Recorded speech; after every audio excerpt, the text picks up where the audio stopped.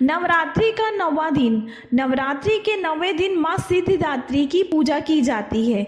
सिद्धि का अर्थ अलौकिक शक्ति और दात्री का अर्थ दाता या प्रदान करने वाली होता है। सिद्धिदात्री का यह स्वरूप सभी दिव्य आकांक्षाओं को पूर्ण करने वाला होता है।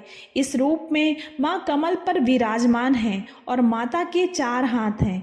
उनके चारों हाथों में गदा, चक्र, कमल और शंख धारण किए हुए हैं। माता का वाहन सिंह है। माता अज्ञानता दूर करने वाली हैं।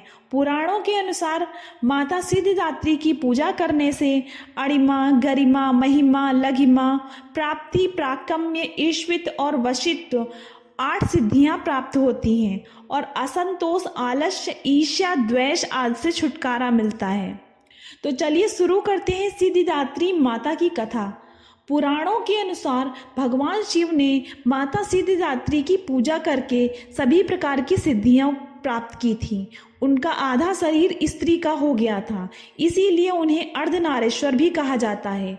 एक समय पे जब सृष्टि में अंधकार छा गया था, तब एक दिव्य शक्ति ने जन्म लिया जो महाशक्ति के अलावा कोई नहीं थी। देवी शक्ति ने ब्रह्मा, विष्णु और महादेव की त्रिमूर्ति को जन्म दिया और तीनों को दुनिया के लिए अपने कर्तव्यों को निभाने के लिए अपनी भूमिकाओं को समझाने की सलाह दी। देवी शक्ति ने ब्रह्मा, विष्णु और महादेव की त्रिमूर्ति को जन्म दिया और तीनों को दुनिया के अपने कर्तव्यों को निभाने के लिए अपनी भूमिकाओं को समझने की सलाह दी। उनके कहे अनुसार त्रिदेव एक महासागर के किनारे बैठ गए और कई वर्षों तक तपस्या की।